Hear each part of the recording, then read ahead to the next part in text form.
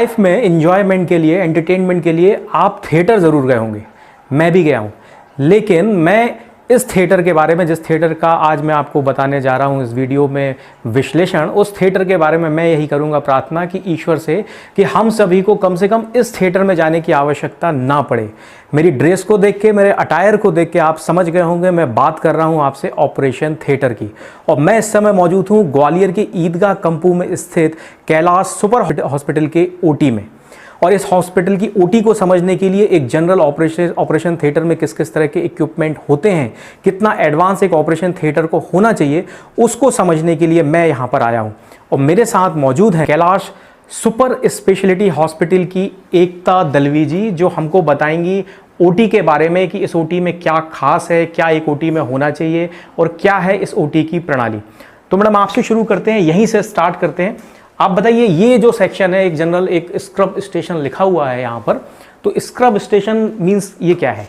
यहाँ पे ओटी को, जो भी ओटी में ऑपरेशन कराते हैं उससे पहले डॉक्टर, ओटी स्टाफ क्या बोलते हैं, स्क्रब होके अंदर जाता है, मतलब हाथ पूरी तरह से हाथ क्लियर करता है अपने, तब ऑपरेशन से पहले। ओके, तो बेसिक इसको हम समझ सकते हैं कि ये डॉक्टर्स के लिए एक सैनिटेशन पॉइंट है, जहाँ पर डॉक्टर अपने हैंड को क्लीन करते हैं सो दैट कि वो फर्दर मूव करें। तो चलिए मैडम अंदर चलते हैं और देखते हैं। मैडम मैं देख पा रहा हूँ कि यहाँ पर 3 सेक्शन है, OT1, OT2 और OT3। Like a bird on a tree, I'm just sitting here। तो ये है OT फर्स्ट। इस OT फर्स्ट को हम करेंगे रिव्यू। और मैं अपने लाइफ के एक्सपीरियंस से कह सकता हूं कि मैं अपने जीवन काल में दूसरी बार, सेकंड टाइम किसी ओटी में एंटर कर रहा हूं। पहली बार जब मैंने ओटी में एंटर किया था तो मैं था अपने मदर के वॉर्म में, और मदर ने जब मुझे दिया बर्थ तो शायद वो ओटी का ही समय था जिसके बारे में मुझे शायद और आपको भी किसी को भी याद नहीं है। तो मैडम आप आइए यहाँ पर, थोड़ा बताइए एक एक चीज़ के बारे में कि ये ओटी क्या है, किस तरह से ऑपरेट होती है और क्या क्या इक्विपमेंट यहाँ पर है।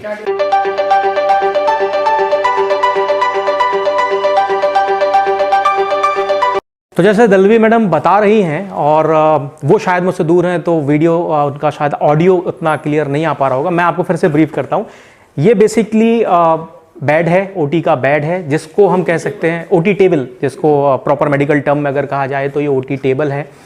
और इसको थोड़ा सा अगर आप इमोशनल पॉइंट ऑफ व्यू से समझेंगे तो जीवन और मृत्यु के बीच की ये वो शैया है, ये वो प्लेटफॉर्म है जहां सब कुछ डॉक्टर के एक्सपर्टीज, डॉक्टर की स्किल के हाथ में होता है, और शायद इसीलिए हम डॉक्टर को भगवान का दर्जा देते हैं।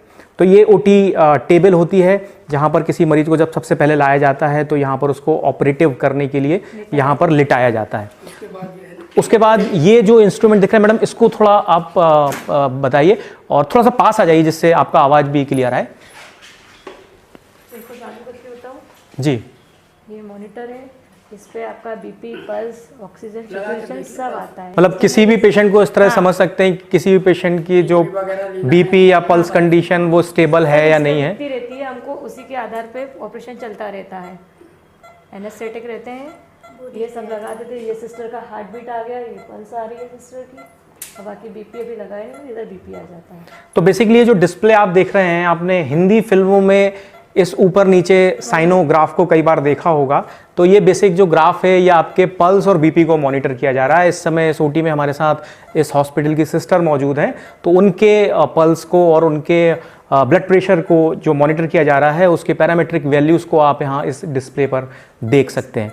मैडम साथ में ये जो दूसरे इक्विपमेंट्स हैं इनके बारे में थोड़ा बताइए। ये सब मरीज को बेहोश की कंडीशन वाली चीज़ें हैं।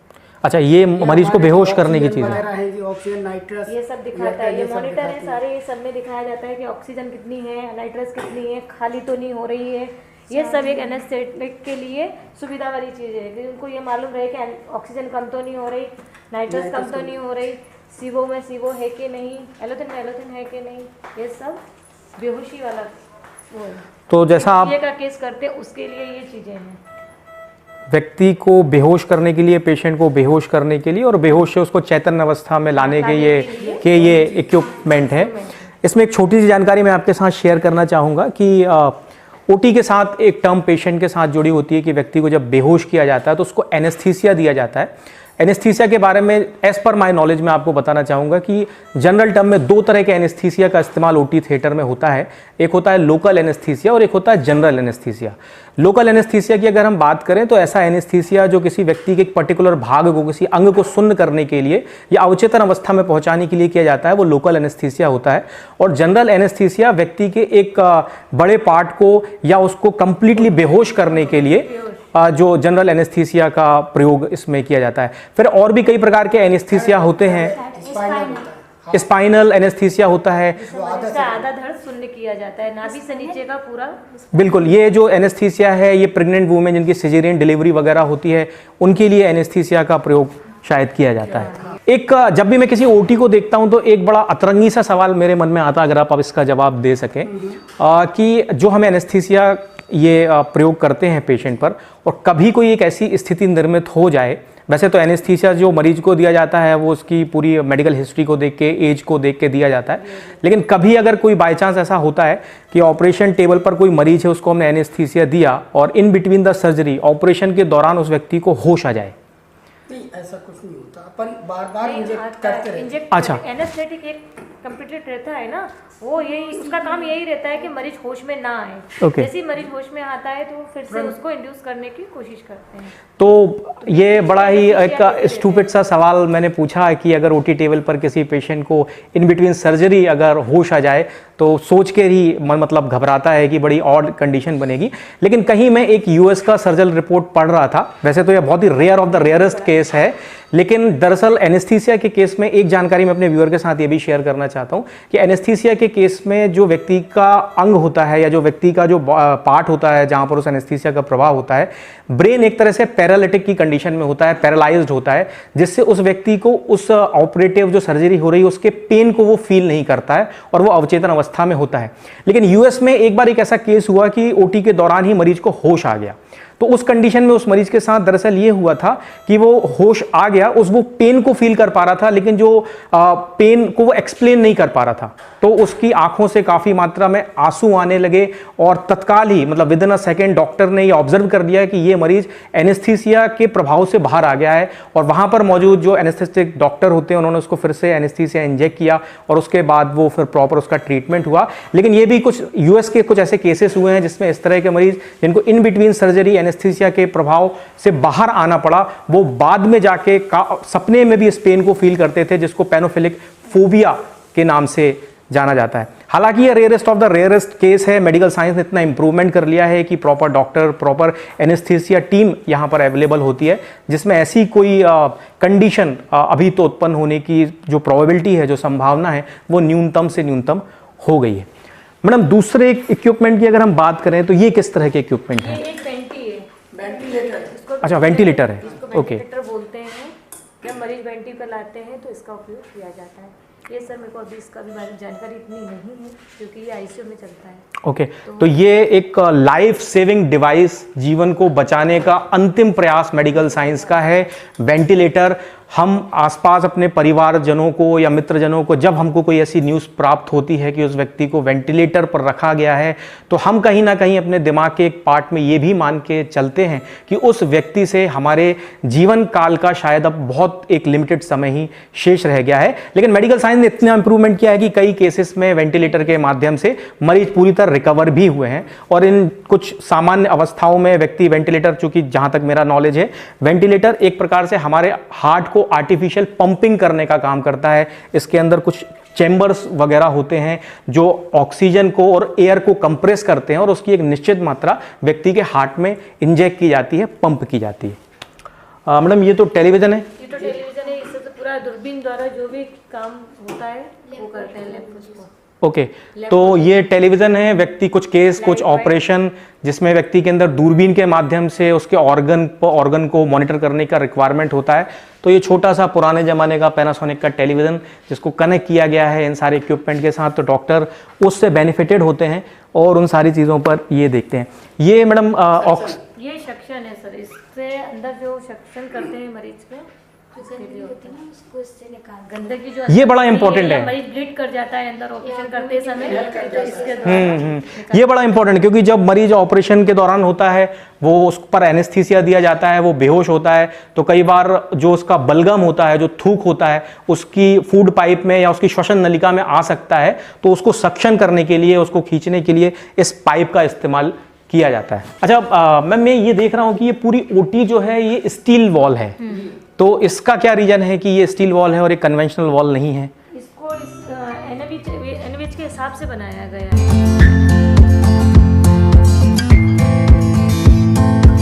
आप देख रहे हैं कि ये जो पूरी ओटी है ये स्टील वॉल से बनाई गई है, एनएबीएच के सर्टिफिकेशन के हिसाब से, मेडिकल काउंसिल ऑफ इंडिया की गाइडलाइन के हिसाब से एक मॉड्यूलर ओटी, एक हाईली इक्विप्ड एडवांस ओटी इस तरह से बनाई जाती है। और अब ओटी में जब आए हैं तो हम इसकी हाइजीन की भी बात कर लेते हैं कि मैडम यहाँ पर क्लीननेस को या हाइजीन को किस तरह से मेंटेन किया जाता है। मतलब पोस्ट ऑफ किसी व्यक्ति का अगर सर्जरी हो रही है तो उसके पहले ओटी को किस तरह से क्लीन किया जाता है और ऑपरेशन होने के बाद क्या क्लीननेस इस ओटी में की जाती है? ओटी से पहले हम लोग क्लीन करते हैं पूरा, और जब जाएंगे ड्यूटी खत्म करके तब ओटी में फोग लगा के जाते हैं, आते हैं हमें फोग लगा मिलता है, उसके बाद तो हम फोग को वो करके उसके बाद ओटी पे पेशेंट लेते हैं। फिर तो कैलाश सुपर स्पेशलिटी हॉस्पिटल की ये ओटी बड़ी हाइजीनिक ओटी है। हाइजीन के बारे में मैं एक जानकारी आपके साथ शेयर कर दूं कि किसी भी ओटी की हाइजीन को मेंटेन करने के लिए मेडिकल काउंसिल ऑफ इंडिया के हिसाब से कल्चर टेस्ट किया जाता है। कल्चर टेस्ट एक बेसिक सिंपल प्रोसीजर होती है, कॉटन के थ्रू ओटी के वॉल को, ओटी के फर्श को ऑब्जर्व किया जाता है कि यहाँ पर उसमें बैक्टीरिया की मात्रा कितनी है। तो ये तो सुपर हाइजीनिक ओटी है, यहाँ पर रेगुलर कल्चर टेस्ट होते रहते हैं और किसी भी प्रकार के विषाणु या बैक्टीरिया नहीं पाए जाते हैं। अब एक सामान्य सा क्वेश्चन आता है कि ये विषाणु या बैक्टीरिया इस ओटी में आते कहाँ से हैं? तो जब भी किसी ऑपरेशन को किया जाता है तो उस व्यक्ति के ऑर्गन से काफ़ी सारे बैक्टीरिया ओमिट होते रहते हैं, जिसके कारण से जो दूसरे उसके सेकेंड टाइम अगर किसी ऑपरेशन को कंटिन्यूसली मेथड में अगर उसको परफॉर्म किया जाए तो वो विषाणु उस दूसरे व्यक्ति को अफेक्ट कर सकते हैं और दूसरे व्यक्ति तक भी वो वायरल जो ट्रांसमिशन होता है वो हो सकता है। तो उसके लिए कल्चरल टेस्ट किया जाता है और उस कल्चरल टेस्ट को रेगुलर वैसे तो वीकली किया जाता है और वैसे फोर्टनाइटली भी उस कल्चर टेस्ट को कई ओटी में करते हुए देखा गया है। दूसरा एक इंपॉर्टेंट टर्म जो ओटी को क्लीन करने के लिए इस्तेमाल होता है वो होता है फ्यूगेमेटिव। फ्यूगेमेटिव एक प्रोसेस होती है जिसमें ओटी को क्लीन करने के लिए उसको 36 से 48 घंटे के लिए बंद करके रखा जाता है और उसको फॉग के द्वारा, वेपर के द्वारा क्लीन किया जाता है, जिससे यहां पर मौजूद जो जर्म्स हैं, जो बैक्टीरिया है, वो 99.9% किल हो सके।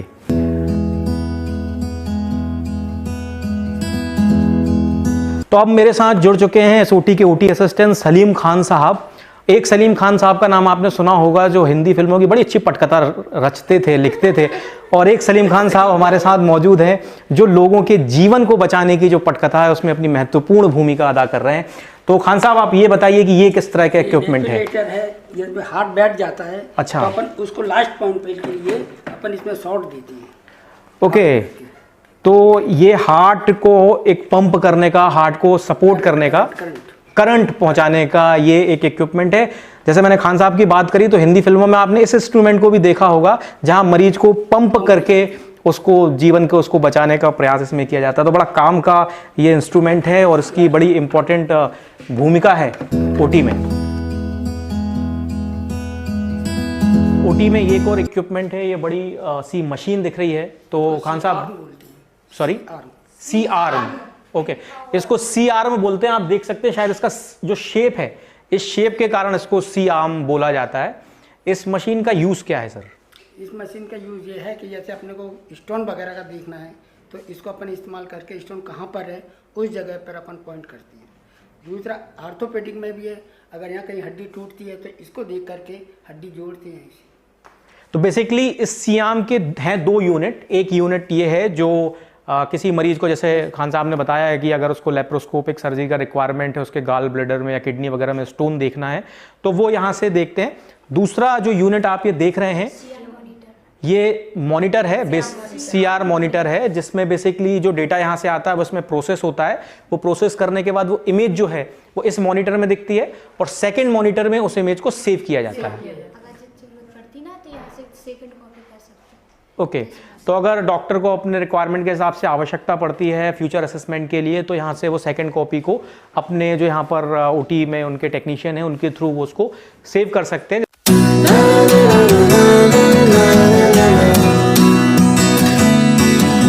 डिजिटली जो आप देख रहे हैं, मॉनिटर देख रहे हैं, तो मैडम थोड़ा इसको समझाइए, ये क्या मतलब क्या क्या चल रहा है? ये लाइटें हैं हमारी, ये ऑन ऑफ होती है लाइटें। ओके, डिजिटली ऑटोमेटेड ये एक कंसोल है जिसके थ्रू ऑपरेशन थिएटर के अंदर की सारी लाइट कंट्रोल की जा सकती है। साथ में एक ये टाइम लैप्स क्लॉक है यहाँ पर, जो आपने सुना होगा कई बार डॉक्टर को कि 3 घंटे की बड़ी मेजर ऑपरेशन था, उस ऑपरेशन में 4 घंटे लगे, तो वो जो टाइम कैलकुलेशन है वो यहीं से किया जाता है। जब डॉक्टर किसी सर्जरी को करना स्टार्ट करते हैं तो वो यहाँ से इस क्लॉक को स्टार्ट कर देते हैं और फिर यहाँ से उसको वो स्टॉप कर सकते हैं या रीसेट कर सकते हैं। इसी प्रकार से ये डे टाइम यहाँ पर आप देख रहे हैं, रूम टेम्परेचर को कंट्रोल किया जा सकता है। यहाँ पर टेलीफोन का फीचर होता है, तो ये बड़ा हाईली एक डिजिटली कंसोल है ऑटोमेटेड, जिससे ओटी के सारे फीचर्स को, सारी चीज़ों को ऑटोमेट किया जा सकता है, कंट्रोल किया जा सकता है। तो OT 2 हमने कर ली है कवर, और अब इस हॉस्पिटल की विजिट करने चल रहे हैं हम, OT नंबर 3। तो चलिए मैडम, फर्स्ट आप। Thank you sir.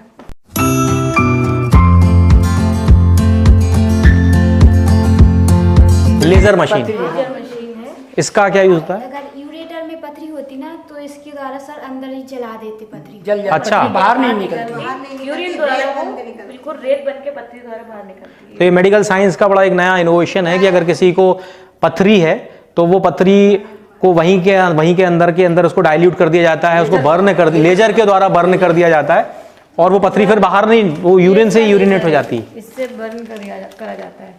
हाँ, इसी ये यूनिट है, ये लेजर के थ्रू पथरी को यूरेटिव द्वारा बर्न कर दिया जाता है, और फिर वो यूरिन के रास्ते पथरी डाइल्यूट होकर बाहर निकल जाती है। रेत जैसी हो जाती है। इसमें से लिथोट्रिप्सी होती है। जैसे अपने को ऑपरेशन नहीं कराना हो तो किरणों द्वारा अपन पथरी को फोड़ सकती है।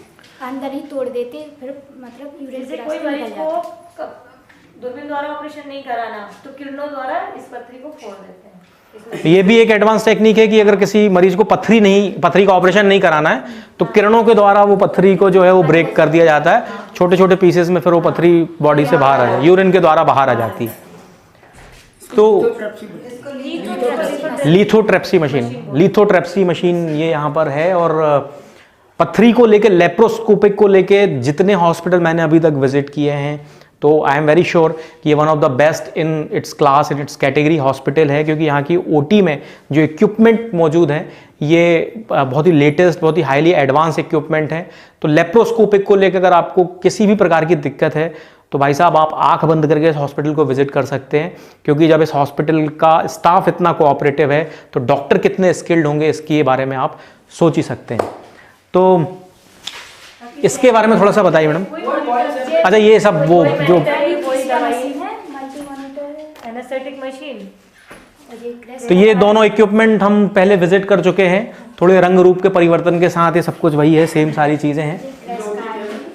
और ये यहाँ की छोटी सी स्मॉलर ओटी टेबल है। तो ये है पूरा जो यहाँ पर सिस्टम है, ये ओटी नंबर 3 के अंदर है। एक लास्ट ये जो मॉनिटर जो देखा हमने, ये सारे वो हैं, और यहाँ पर सोनी का मॉनिटर आप देख सकते हैं। हमने पैनासोनिक की टीवी देखी थी, और ये सोनी की यहाँ पर उन्होंने मशीन जो है वो रखी हुई है। तो खान साहब बड़ी अच्छी ओटी हैं, तीनों ओटी बहुत अच्छी ओटी हैं, और आपने अपना कीमती समय दिया और बड़ी इंपॉर्टेंट जानकारी हमारे साथ शेयर करी, उसके लिए thank you very much. Madam आपका भी thank you very much, and जितने यहाँ पर स्टाफ हैं, जो सिस्टर हैं यहाँ की, उन सभी को